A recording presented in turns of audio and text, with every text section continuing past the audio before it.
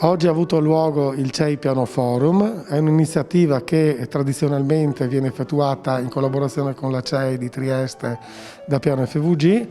Sono stati presenti ospiti di livello internazionale a partire dal maestro Pashovic, ex direttore del Mittelfest di Cividale, il maestro Carles Lama dalla Spagna, il maestro Kropti Fisch, noto pianista austriaco, e nell'ambito di questo forum si è parlato della diplomazia nella musica.